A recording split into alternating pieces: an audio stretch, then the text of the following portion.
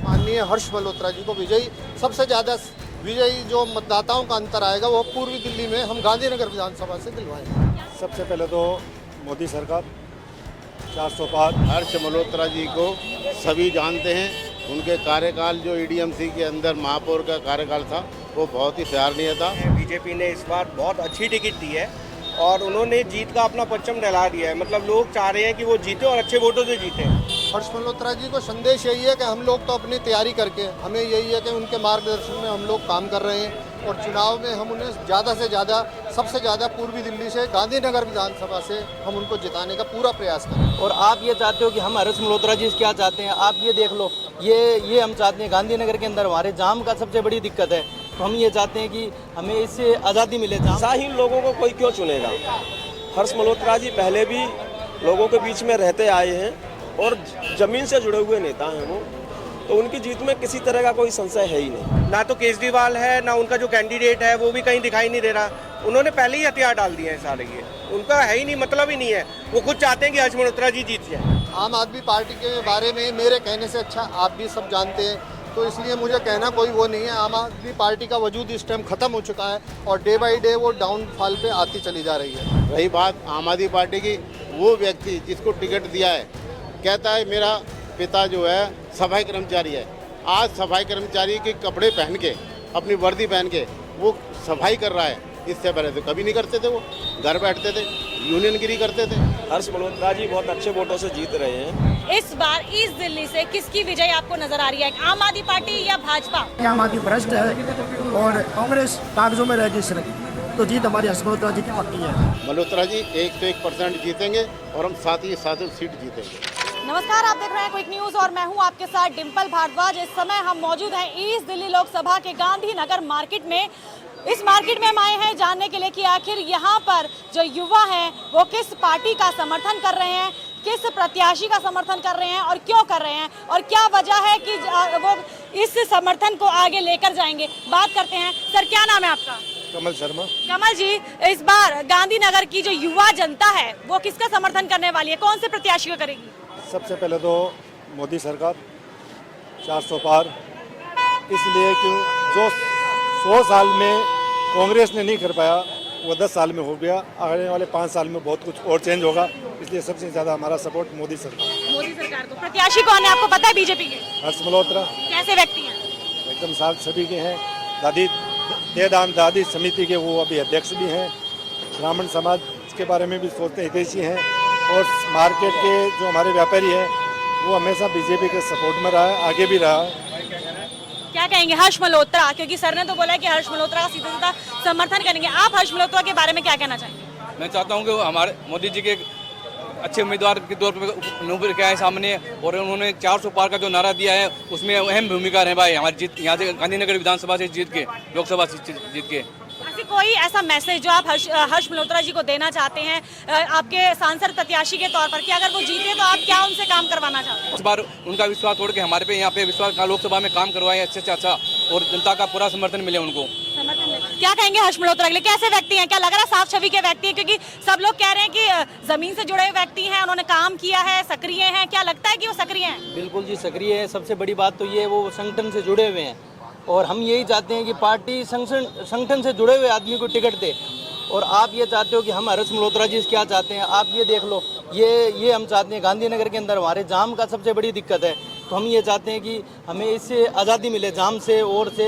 ये आप देख रहे हो आपके सामने ये चीज़, तो हम ये चाहते हैं कि अच्छा काम करने वाला और वो चाहे कोई भी पार्टी में हो, तो काम अच्छा करने वाला हमें प्रत्याशी मिला है। क्या लग रहा है हर्ष मल्होत्रा पे भरोसा है कि काम अच्छा होगा? जी, जिस हिसाब से उनका पीछे का रहा है उस हिसाब से लग रहा है काम वो आने वाले टाइम में अच्छा ही काम करेंगे। संगठन सबसे बड़ी बात है, संगठन से जुड़े हुए आदमी है वो, और हर कार्यकर्ता का व्यक्तिगत उनसे संपर्क है जी। क्या लगता है जो जनसंपर्क हर्ष मल्होत्रा का व्यक्ति से व्यक्ति तक का है वो काम आएगा, क्या उनको जीत दिला पाएगा? बिल्कुल दिला पाएगा, क्योंकि उनका जो है जमीनी कार्यकर्ता है एक तो हमारे, और जिस पद पे भी वो शुरू से रहे हैं उस पद को उन्होंने बहुत अपनी जिम्मेवारी से निभाया है। पहले वो कारपोरेशन में रहे, शिक्षा एजुकेशन डिपार्टमेंट में रहे, मेयर भी रहे, तो जो भी काम उन्होंने किए उनको सुचारू रूप से काम कर लिए।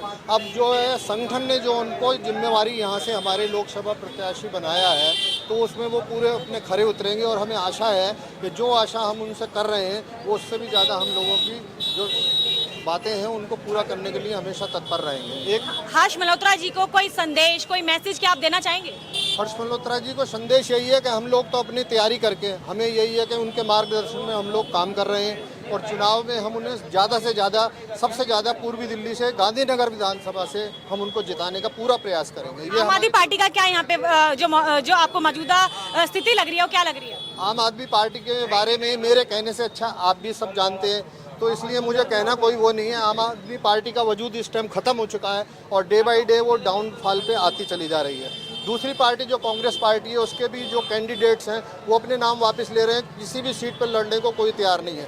तो ले दे के हमारे जो माननीय प्रधानमंत्री मोदी जी हैं वही राष्ट्र निर्माण में और देश के भविष्य को बनाने के लिए लगे हैं और आज का युवा वर्ग जो है पूरा उनके साथ है।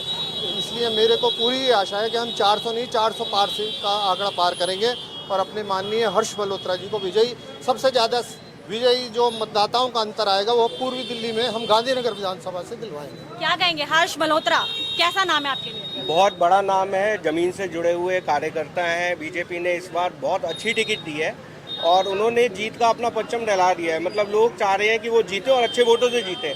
लोगों ने मन बना रखा है कि हम प्रचंड बहुमत से उन्हें जितवाएं और अच्छी तरह जितवाएं, क्योंकि केजरीवाल आप देख लो, ना तो केजरीवाल है ना उनका जो कैंडिडेट है वो भी कहीं दिखाई नहीं दे रहा। उन्होंने पहले ही हथियार डाल दिए हैं सारे, ये उनका है ही नहीं, मतलब ही नहीं है। वो खुद चाहते हैं कि हर्ष मल्होत्रा जी जीत जाए। आम आदमी पार्टी का कैंडिडेट तो विधायक भी है, सिटिंग विधायक, तो क्या लगता है उसका कोई फायदा मिलेगा? कोई फायदा नहीं मिलेगा, कुछ भी नहीं मिलेगा। जहाँ के वो विधायक हैं वहाँ पे ही वो काम नहीं कर पा रहे। वहाँ की आप रोडों की हालत देखो, मैंने सुना है कौंडली के विधायक हैं, वहाँ रोडों की, नाली की, हर जगह बहुत बुरी हालत है।